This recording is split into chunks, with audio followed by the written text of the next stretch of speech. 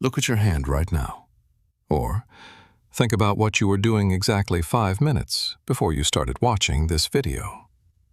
Chances are your thumb was making a very specific, repetitive motion. Swiping up, flicking down, pulling to refresh. You probably tell yourself you're doing this because you're bored, you have a few minutes to kill in line at the grocery store, or you're winding down in bed. You think it's a conscious choice, a way to relax. But the data and the behavioral psychologists who helped design the apps on your phone tell a completely different story. You aren't scrolling because you're bored. You're scrolling because your brain has been fundamentally hacked.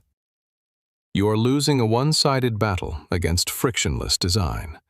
And to understand how we got here and how to escape it, we have to look away from our screens and step inside a 1930s psychology lab.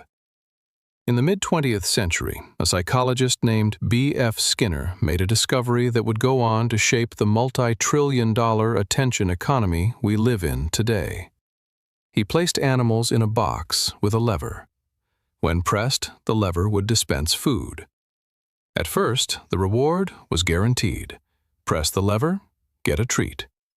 The animals learned the system, pressed the lever when they were hungry, and ignored it when they were full. But then, Skinner changed the rules. He introduced something called variable ratio reinforcement. Instead of dispensing food every time, the lever dispensed food randomly. Sometimes the animal got nothing.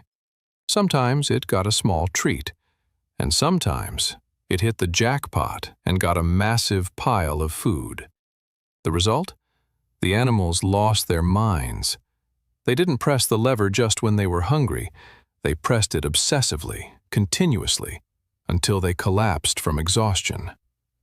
The unpredictability didn't make them lose interest. It made them addicted.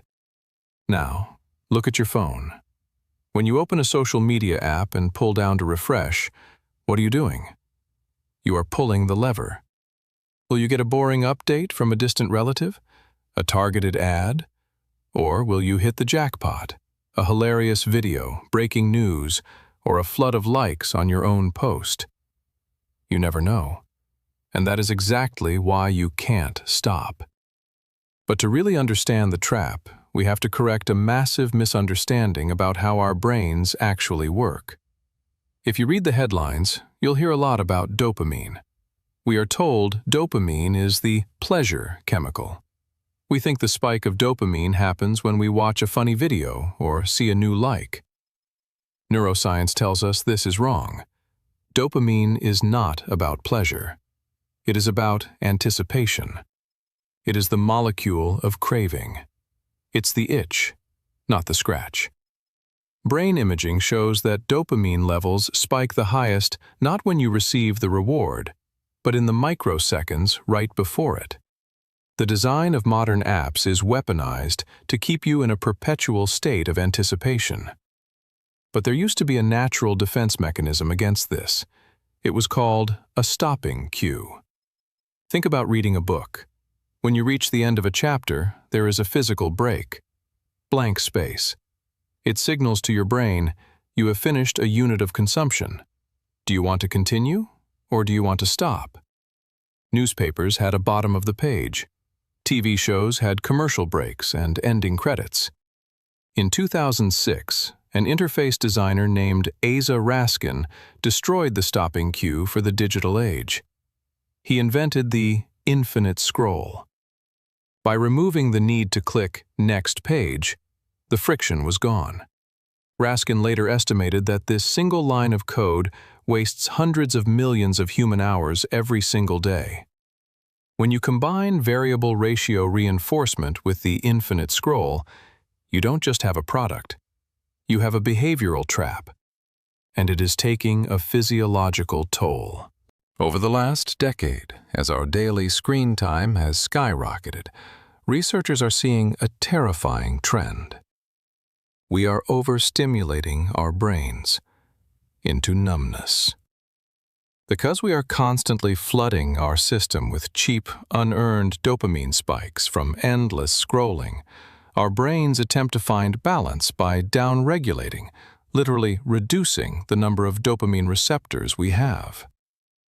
Things that used to bring us joy, a walk outside, a long conversation, reading a book, suddenly feel unbearably boring. We need a higher dose of stimulation just to feel normal. We are burnt out, and the tech industry knows it. But this is where the story changes, because right now we are hitting the peak of the fatigue curve. Users are exhausted. They are actively seeking ways to escape the trap. They are setting app timers, turning their screens to grayscale, and doing digital detoxes. And this massive cultural exhaustion is creating one of the largest, most ignored market shifts in the modern software landscape. For a decade, developers and tech giants focused entirely on the attention economy, building stickier traps to keep you in the app as long as possible.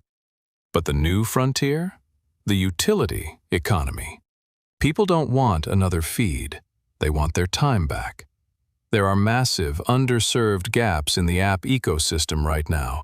People are actively searching the app stores for tools that actually do something useful, and then let them leave. We are seeing a silent rebellion led by solo developers and indie creators. Armed with modern AI coding tools that make development faster and more accessible than ever, they aren't trying to build the next addictive social network. They are targeting specific, underserved niches. They are building clean, focused utility applications that solve a single problem perfectly. They are building simple, engaging educational games that teach professional skills without manipulating the user's dopamine pathways.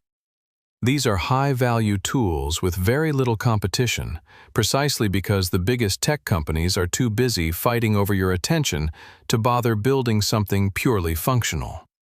The smartphone is arguably the most powerful tool ever created, but for the last 10 years, we've let it be optimized into a toy, a slot machine sitting in our pockets, draining our time, our focus, and our ambition. You can't rely on willpower to beat a system designed by thousands of engineers to defeat it.